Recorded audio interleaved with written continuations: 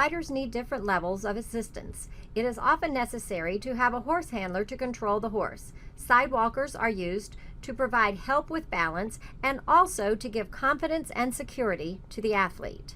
For the most assistance, 2 sidewalkers are used with their forearms securing the rider's upper leg. If a rider just needs a little assistance, the sidewalkers may place a hand on her knee. For confidence and security, the sidewalkers may just need to place a hand on the rider's ankle. Okay. Katie, let's show everybody how to do around the world, okay? So we make sure that we have someone standing in front of the horse to keep control of the horse, and we make sure that we have a horse who's not afraid of legs coming over her neck and her back. First, Katie, drop the reins and take your feet out of the stirrups. Let's see if you can stretch that leg high and bring it over her neck. Good. I'll stand here in case you lose your balance, okay? Now take your right leg, reach it high, up high. Good. Try not to kick the horse. Now let's take this left leg over her back. That's good the way that you're holding on with your hands to the saddle as you do this, and you shift your weight.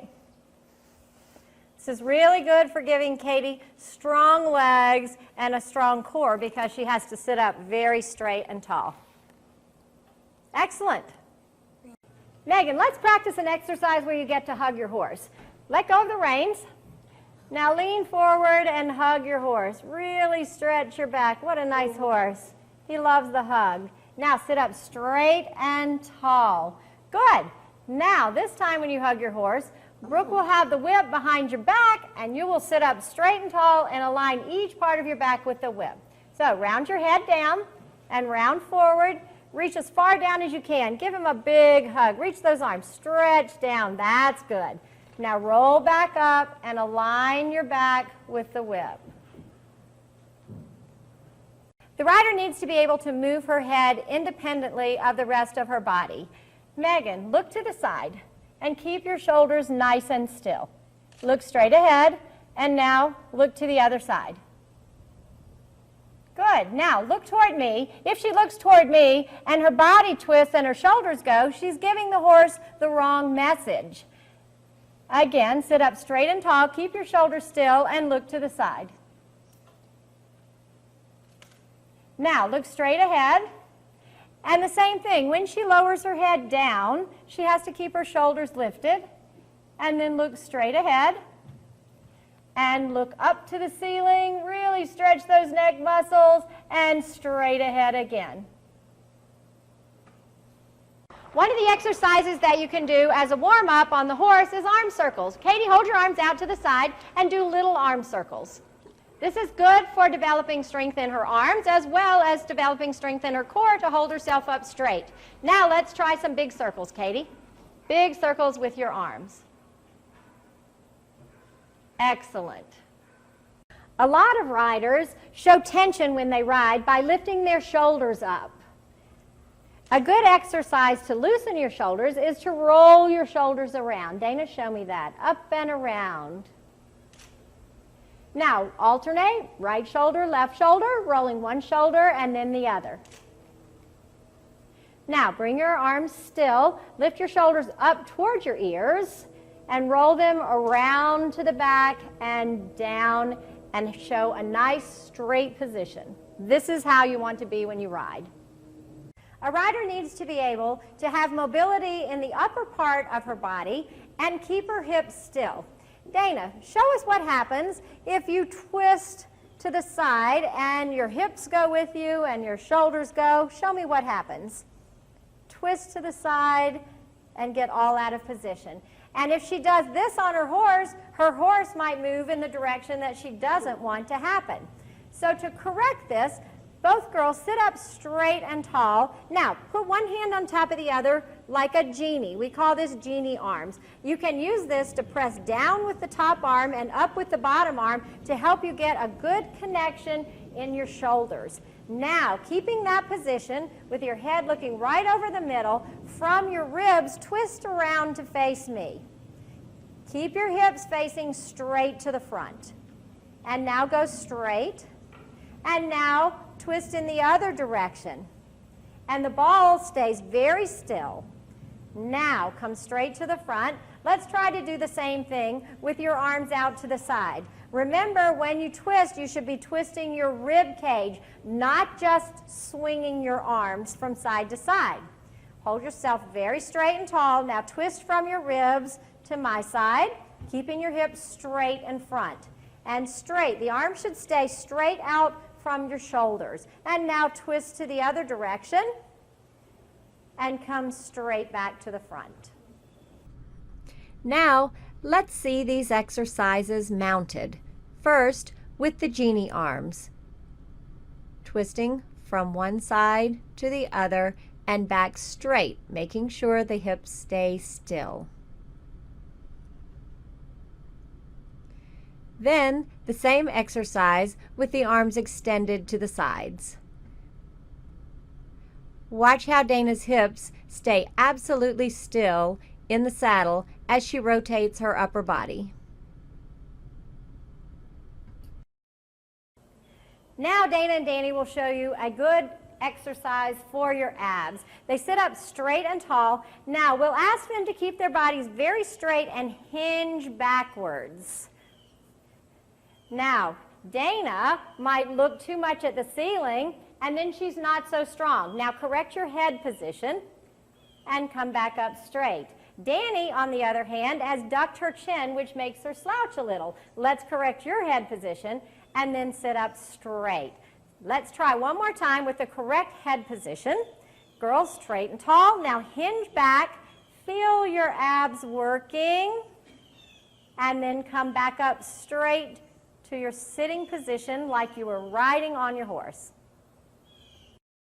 Now, let's see how this exercise looks mounted. This is a great exercise for developing core strength. Remember, grow straight and tall before you hinge back. An exercise to work on flexibility in the ankles is point and flex. Megan, point your toes. Now flex. Lift your toes up and let your heels drop down. Again, point and flex. Now let's try to do this with your leg in the correct position, with your leg parallel to the horse's side. Now point your toe, and now flex, keeping your leg in this position. Can you bring your toe up even more? That's it. The athlete can easily practice downward transitions such as the trot to walk or walk to halt on the ball. During the halt, the athlete should sit up straight and tall and scoop the seat bones slightly forward. It's important for the rider to be able to keep her hands quiet when she's on the horse. We'll practice this right now on the ball so that by the time Katie gets onto the horse, she will know how her body can move but her hands can be still. We'll ask Nicole here to be the horse, and Katie will hold these stretch bands for the reins. Now, Katie, show me how some people bounce on the horse and let their hands bounce up and down. Can you do that? Let your hands just go up and down and up and down. This would be really uncomfortable for the horse's mouth, and you can see how the contact comes and goes through the reins. Now, Katie, sit up straight and tall. Show me how you bounce and keep your hands really still. Bounce on the ball and keep those hands really still. The contact stays more even in the reins, and hopefully Katie won't be aggravating her horse by moving her hands all around. Now let's ask Danny to be the horse for Dana, and she's going to be a very naughty horse. She pulls the rider forward. Dana will show you where she finds her strength to keep that horse from pulling her out of position. First, Dana, let's have you put your shoulders up high around your ears. Now bounce on the ball like you're riding the horse. Look what happens when Danny pulls her. Dana goes right forward and out of position. Now, Dana, sit up straight and tall. Shoulders down your back, lifted in your abs. Now she's a strong rider. Let's see you bounce, Dana. And when Danny pulls, Dana's able to keep her position because she uses the strength in her abs and the strength in her shoulders here. The ball will react similar to how a horse reacts to the movement of the rider. Let's see what happens when these girls move their hips from side to side. Look what happens to the ball. Now, bring your hips right into alignment and sit straight and still. Now, side to side again. Can you imagine if their hips are doing this when they're walking on the horse, and the horse might be staggering from side to side as well? And bring your hips right into alignment and sit up, straight and tall. Now we'll ask Dana and Danny to show you a position you never want to get on in the horse. Arch your backs, girls, and let yourself stick out behind. This is, number one, not good for your back, because if you're posting, sitting, walking on the horse, whatever you're doing, this puts compression on your low spine. So bring your hips right in line and bring the ball underneath you. Again, when you're riding, the horse will do what your body tells it to do. So if you arch your back and stick your bottoms out in the back, then the horse's haunches will go out behind. We really want the horse to be nice and underneath you, so come straight, bring your pelvis into alignment, and sit up straight and tall, and the ball comes back underneath. In Special Olympics, the horse must have a halter either over or under the bridle. In some parts of the world, we'll call this a head collar. So Dana, could you show us how to put the halter or the head collar on over the bridle? Right, of course, Cindy. First, you put the reins through the nose part of the halter. But remember not to let the reins hang loose on the floor. And Cindy, will you please hold this? Sure. Next, you slide the halter up and put it behind the horse's ears. Then you can buckle the throat latch. So Dana, what about if I hook up the lead rope here, you go get your helmet, and we'll be ready for your riding lesson. Of course, Cindy. Anything for you. For some riders, sidewalkers are necessary to provide assistance with balance. The handler takes charge of the horse so the rider can focus on the riding skills.